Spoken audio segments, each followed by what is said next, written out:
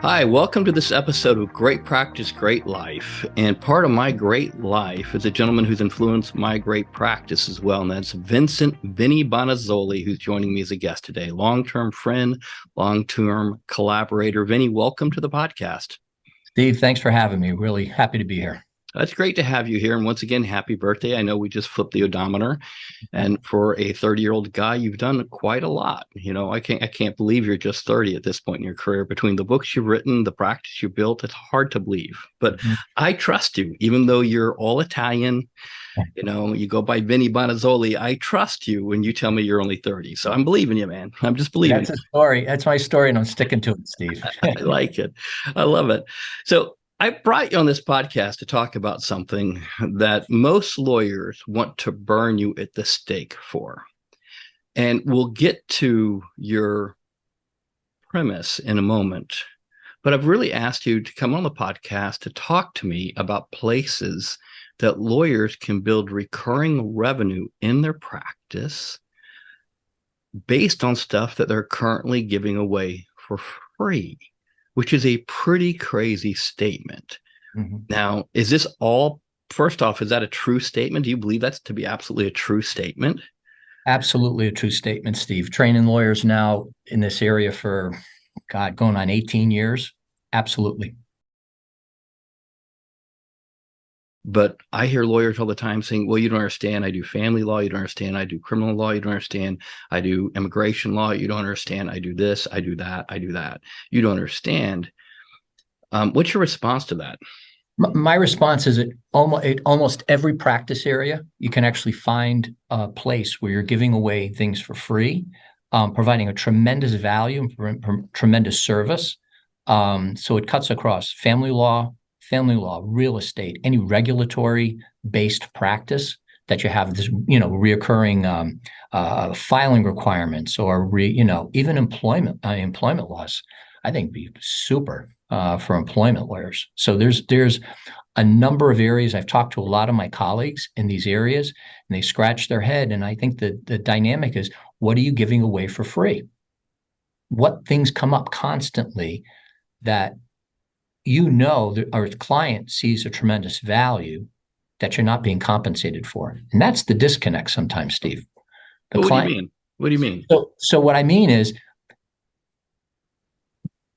sometimes as my experience coaching lawyers is, I'll give you an example. Well, Steve Riley is giving a presentation, or Steve Riley is giving some advice. That's very valuable.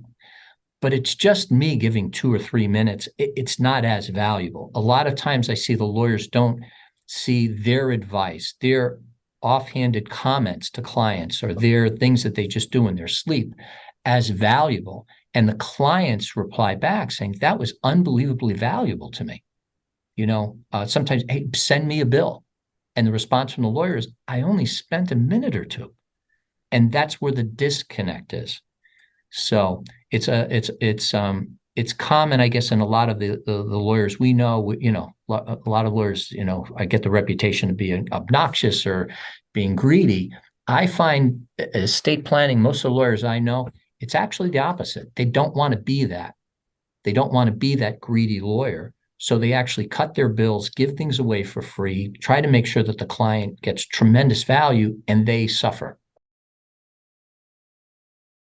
This is a great statement, because this statement is nothing about the client's perceived value. This is all about the lawyer's head trash, right? This is exactly. As you're talking about this, you're talking about the lawyer's head trash. Exactly. And when you're stuck as a lawyer, and what Vinny's pointing out, and I see this a lot in helping lawyers, is that head trash blinds you from seeing the value that you are creating and the value that the clients want to pay you for. But you kind of fall into a trap that, hey, that was pretty simple. I don't think I should charge for it. Two, hey, I don't want to be perceived. I want to be perceived as their friend, not their advisor, which is one that a lot of lawyers fall into. Well, maybe if I'm really nice to them now, they'll refer me something later. And that's assuming they remember, right? It's assuming they remember, and that you good top of mind awareness, and assuming they'll remember. And sometimes it's the lawyer doesn't have a billing or pricing process around that issue, right? They don't know how to bill for it. They don't know how to address it. And it will cost them more to actually create the bill, to send the bill, to get paid for that.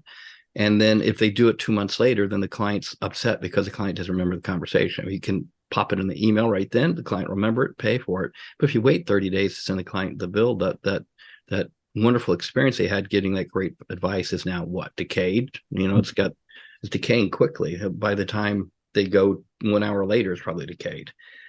So there's a lot going on in that example, Vinnie, for the lawyer. I mean, and I think that's one of the big issues that is in the way. The lawyers can't see the forest through the trees in this value conversation, and they can't see it because, and a lot of the lawyers we work with are pretty humble. I mean, you're extremely humble. You annoy a lot of lawyers because you challenge their assumptions, and that's where they're not sure what to do with you, which is one of the reasons I like you, is because you make us think, okay, how is there really places in my practice I'm giving stuff away for free that I could actually either charge for or create a whole service or process around. Correct. So I didn't mean to go on a tangent there, but that is a core element. So keep going. So talk to me about this.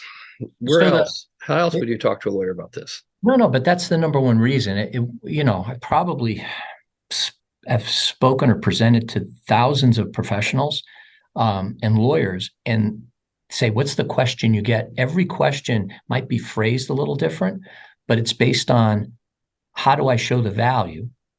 Which is basically, I don't see the value. So the people we've coached, once they've gotten in their head the value, which is hard to wrap your arms around, and then I say, when they make it from their head really to their gut or their heart, that's when it is. It's really a 2 to 3 step process to do that. So it's a value conversation. So you've pretty much built a engine around a premium level program. And that's really what we're talking about. You're just basically after the A++ clients. What are the great clients, and building a program to support the A+ clients, right?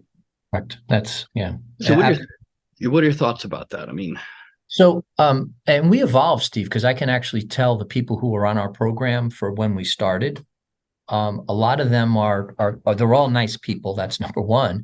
But I found that the quality of our client has increased or improved. We never had a D client, never had a C client, maybe a B client way back, but we could tell the quality of the client that we're now working with. But we realized the value we were providing for those, for the clients, even those B and C, that's the B clients, and it naturally gravitated towards, and our marketing is, they're the A clients. They're nice clients. An A client does not mean that they have hundreds of millions of dollars, because an A client could be, in our area, an A client is, an 80-year-old who has a $500,000 home and $200,000 in the bank. And so please don't get the money issue with the A. It's the people who want service, the people who are looking to make sure that things are protected or taken care of, and that cuts across all aisles. It's very interesting that there's certain, I wouldn't call it pain points, but things that people are concerned about that they're willing to pay for. I'll give you one example that we've really become conscious of. Business owners who are married, and the people who see the most value in the planning is not the business owner, but it's the business owner's spouse. It's a very easy conversation by going, okay, to the spouse, when the business owner dies, we're sitting across from each other. What are we going to have to deal with? Can you write a check? And you could see we're providing a tremendous service of just asking the questions. So I didn't want to digress too much, but you're going to find that the people who see the value in your service, I know people get bogged down with, I'm negotiating my price down, I got to give a discount, these are the people who absolutely see the value in what you're doing.